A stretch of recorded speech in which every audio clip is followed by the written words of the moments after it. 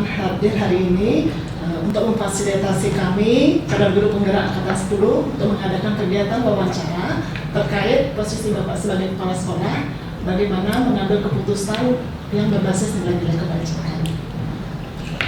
Ya, terima kasih ya. Saya ucapkan selamat untuk teman-teman yang sudah menjadi guru penggerak. Ya, tentunya dalam mengambil suatu keputusan terkait dengan permasalahan yang ada, tentunya kita bisa memilah ini apakah terkait dengan benar salah. Itu yang benar salah atau melanggar hukum itu disebut dengan rujukan moral, begitu ya. Kemudian yang terkait dengan benar dan benar itu dikatakan sebagai dilema etika, begitu ya.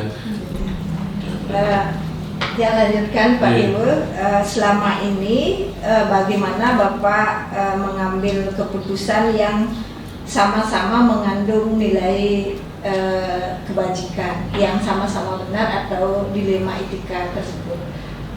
Bagaimana Bapak menimbang keputusan? Ya, tentunya untuk yang terkait dengan dilema etika ini kita harus melihat ya. Jadi yang mana permasalahan itu lebih kecil, jadi negatif ya, hal yang negatif itu lebih kecil, itulah kita ambil suatu keputusan itu. Jadi kerugiannya ataukah kalau yang kita ambil apakah nanti membuatnya permasalahan lebih besar lagi, tentunya yang mana lebih yang terkecil itu kita lihat. Itu yang kami ambil, biasanya kami koordinasi dulu. Yang pertama kalau terkait dengan masalah siswaan, masalah siswa, ya tentunya wali kelas, kemudian guru BK, kemudian termasuk staf pimpinan dan termasuk juga bapak ibu guru yang lain, kita minta informasi hal tersebut. Artinya tetap koordinasi Pak ya, tetap komunikasi dan komunikasi dengan teman-teman semuanya adalah kita partner kerja, tidak bisa kelas sekolah semuanya ditanggung sendiri kemudian mengerjakan ini, tidak bisa. Pasti kita berkolaborasi dengan teman-teman. Efektif seperti yang katakan tadi, tentunya adalah komunikasi tadi. Efektif pertama kita mengklarifikasi masalahnya apa, ya kita minta pendapat dari guru BK, kemudian tentunya juga tidak bisa guru BK saja, wali juga, termasuk teman-teman yang lain yang ada kaitannya dengan kasus itu, ya kita tentunya ya kadang-kadang di dalam suatu permasalahan ada yang sulit kita gali ya. Di permasalahan tertentu ya mungkin saja ada yang sebenarnya tidak terbukaan ya, tentang itu satu persoalan tidak terbuka, misalnya masalah siswa yang tidak terbuka semuanya. Nah inilah pentingnya seorang guru BK atau guru wali kelas mengetahui hal-hal yang bisa memancing supaya ada keterbukaan ya. Jadi apakah yang disebut dengan kalau dulu namanya konseling ya, jadi kalau tindak lanjutnya kayak apa ya. Misalnya ada permasalahan anak yang itu sudah terkait dengan kita, misalnya seorang guru BK, guru tidak bisa menyelesaikan ini ya, di follow up ke tingkat yang lebih tinggi. Misalnya apa dari BK ya psikolog, psikiater dan sebagainya. Biasanya seperti itu. Tidak ada jadwal tertentu. Terima kasih Pak Dewi. Ya, baik Pak Dewi, dari semua permasalahan yang selama ini Pak Dewo sudah selesaikan yang merupakan dilema etika tersebut, adakah yang Pak Dewo anggap orang-orang atau siapa yang mempermudah Pak Dewo untuk pengambilan keputusan tersebut? Tentunya ya, seperti apa yang saya katakan tadi ya. Jadi seorang kepala sekolah tidak bisa mengambil keputusan sendiri ya, apapun sendiri laksanakan, tetapi banyak yang saya dibantu oleh guru BK, staf pimpinan tentunya ya, yang banyak membantu hal-hal terkait dengan baik itu masalah yang terkait di etika dilema etika ini maupun hal yang lain, banyak dibantu oleh staf-staf kami seluruhnya ya. Guru BK, staf, wali kelas, kemudian juga jangankan termasuk ya training service itu punya peran yang penting Ya semua yang ada di SMK ini berdasarkan keseluruhannya kita libatkan. Ya. Terima kasih Pak Dewa atas kesempatan, memberikan kesempatan kepada kami untuk mewawancarai Bapak, sudah meluangkan waktu untuk kami sehingga kami bisa mengetahui bagaimana Pak Dewa mengambil keputusan selama ini yang berhubungan dengan Diploma Etika. Swastiastu. Om Swastiastu. Terima kasih Miss sudah meluangkan waktu untuk saya wawancarai terkait dengan pengambilan keputusan Miss sebagai pemimpin berdasarkan kebajikan, nilai-nilai kebajikan. Ada beberapa yang saya tanyakan Miss. Selama ini bagaimana Miss mengidentifikasi kasus-kasus yang merupakan dilema etika maupun bujukan moral? Ya, baik Ibu Dodi. Nah, yang pertama yang kita lihat dulu permasalahannya. Apakah permasalahan yang kami alami itu melanggar hukum atau tidak? Nah, ketika sudah melibatkan pihak berwajib, otomatis kita mengidentifikasinya ke bujukan moral. Nah, jika kasusnya sama-sama benar, tidak ada permasalahan sebab dan akibat, biasanya kita mengkualifikasinya ke dalam dilema etika Ibu.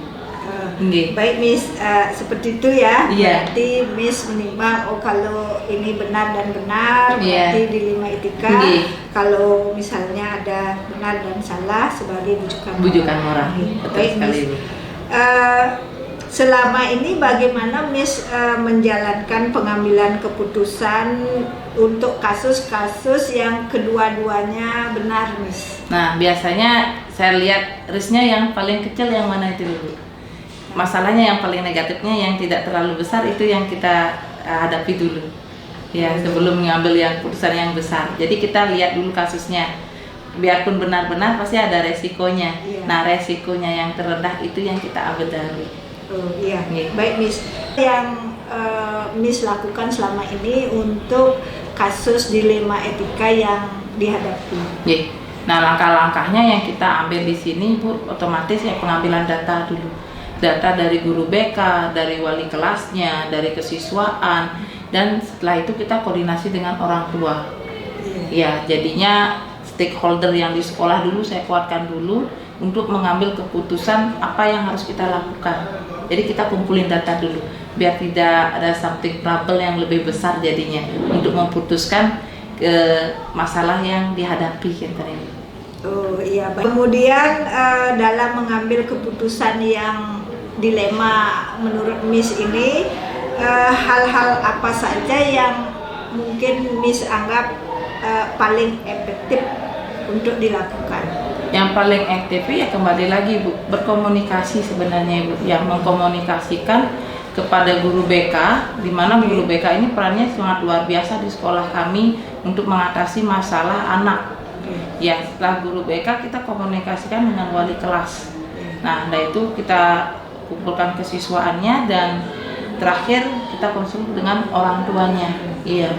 Jadi ketika ada permasalahan, putusan tidak boleh tergesa-gesa. Sudah itu saya harus mengumpulkan informasi yang konkret. Sudah gitu saya harus mencairkannya dengan kepala dingin.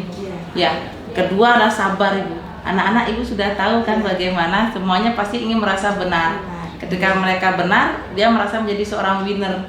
Ya, jadinya saya harus mengontrol mereka. Sebelum mengontrol mereka, saya mengontrol diri dulu. Ya, jadi saya tidak mengambil keputusan secara kepalanya panas, tidak menggunakan logika. Jadi saya harus tahu keputusan itu harus diselesaikan dengan kepala yang dingin, anak-anak biar nyaman dia. Seperti itu. Bu Dodi, kita tidak pernah menjadwalkan, tapi ketika ada masalah kita selalu sigap untuk menyelesaikan di hari itu juga agar masalah itu tidak tambah membesar. Ya, membuat kita di sekolah juga gelisah, anak-anak gelisah. Jadi hari itu kita usahakan hari itu juga sudah selesai masalahnya. Jadi tidak ada jadwal hari ini masalahnya besok kita baru ambil, tidak. Kebijakan di sekolah Bapak Ibu. Jadinya kita memangkulah stakeholder, guru yang tidak bisa mengajar, yang tidak bisa mengajar akan dibantu dengan MGMP-nya, belajar rasional, belajar bagaimana keputusan saya tidak menyakitkan orang lain. Kali ini Miss sangat inspiratif ini Ya, Miss, terima kasih, bahwa Udi. dalam pengambilan keputusan itu Nggih. ternyata di balik itu kita yang harus Iya, belajar. yang harus introspeksi diri Iya, betul juga, sekali. belajar bagaimana agar yang sama-sama benar ini bisa kita Iya. putuskan apa Nggih. yang terbaik dilakukan, tidak Iya, betul, juga betul. tidak saling menyakiti, Iya. bahkan harusnya saling menguntungkan. Iya, Itu biar yang harmonis biar jadinya. harmonis di sekolah. Seperti Iya. itu ya Miss ya. Baik Miss, ini akan saya jadikan inspirasi Nggih, terima kasih, nanti Bu Dudi. untuk kedepannya setelah saya menjadi guru penggerak Nggih. nantinya dalam mengambil keputusan, pasti saya akan mengambil inspirasi dari apa yang Miss lakukan selama Terima ini. kasih. Terima kasih banyak Miss. Nggih, nggih, nggih. Ampura mengganggu waktunya Iya, tidak sekali apa-apa. lagi. Terima kasih.